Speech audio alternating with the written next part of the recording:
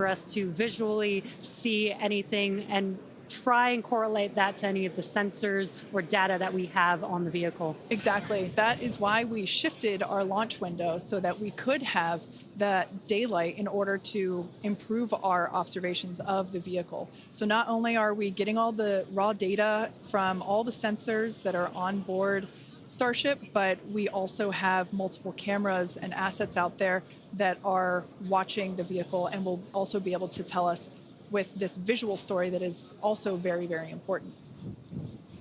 And as we get down a little bit lower, the Raptor engines are in their chill phase right now, so just essentially getting them primed to turn on. We're going to use those 3 center engines to do a landing flip and then a landing burn. So we'll come down kind of in that slightly pointed down belly flop and then fire off those engines to flip us around and then do that final landing burn. That should be coming up in just a little over, just under 5 minutes from now.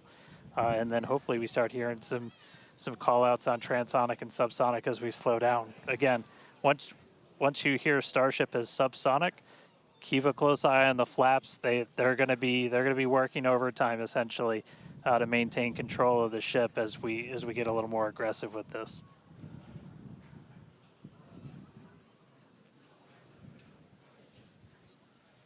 We can see that we are beginning... Starship has passed maximum entry dynamic pressure.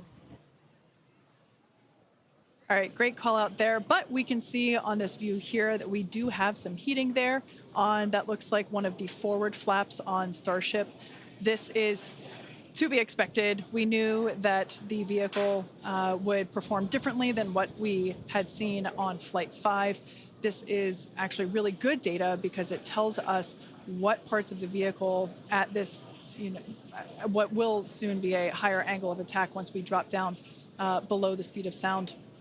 We'll have a higher angle of attack, meaning we're going to be flying nose down, basically. So yeah, this is good news, but we can actually, looks like that heating is starting to cool off there. Yeah, it's a little burn through.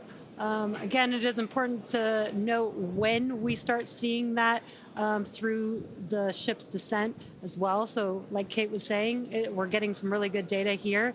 It looks like the other flaps are doing a little better than the one that has a little burn through, which is some good news. Again, constantly watching. We've got a couple minutes until we're expecting to make it all the way back down to Earth. Exactly. And like we said before, we are not expecting to recover the ship, although that would be great. It'd be a nice bonus if it happened, but it's not really in our expectations today. We really want to push the hardware, as we've been saying, but really the telemetry and the data and the video that we receive all the way to the end is truly what we're looking for and will help inform the future designs of this vehicle. We can see some flap movement as the camera is moving around. That's what you're seeing there is the flaps adjusting. And we have a camera on one of the flaps there this is the view that you're seeing there. And you can also see the graphic in the bottom. Starship is slowing down past Mach 1.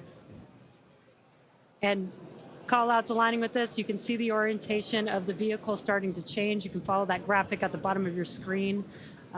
Again, that is why those flaps are changing. They control the orientation of the vehicle.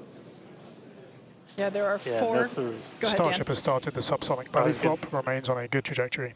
I was going to say this is when things will start to get a little interesting. So this is when we're moving slower than the speed of sound. You can see that nose slowly start to tip down, and we're going to try and maintain flap control the whole way. But we are just a couple minutes away from hopefully doing a landing flip and landing burn if the flaps can hold together.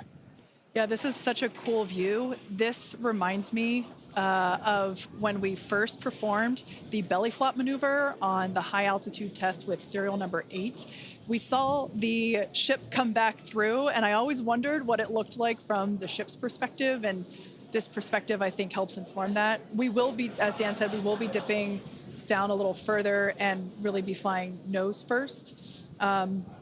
This higher angle of attack, we're intentionally doing it to stress those aft flaps And that will help inform the limits of flap control in order to collect data for future landing profiles.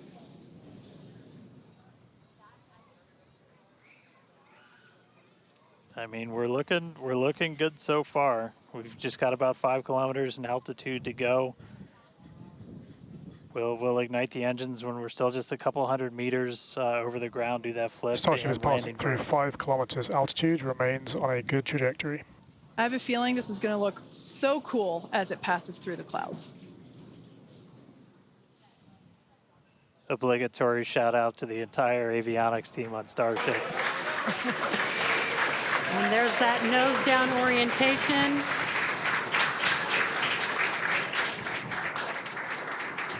Now the Raptor engines will relight and help flip the booster back up. This is a more severe flip given the orientation. The engines will shut down prior to the water making impact, prior to the vehicle making impact with the water. Our ship is doing great so far. There's those engines relighting. What a great reorientation by Starship. Wow. All 3 down to 2 into the water. Starship is landed. Wow. And we have ship splashed down in the Indian Ocean. Some awesome buoy cam action here. Daylight There's our views. Incredible. We really pushed the limits on shipping and made it all the way back down to Earth. I am shocked, to be honest. I think many folks are. The fact that it survived all the way through while flying a lesser gen heat shield is just absolutely incredible. And turns out the vehicle had more capability than our calculations predicted. And that is why we test like we fly.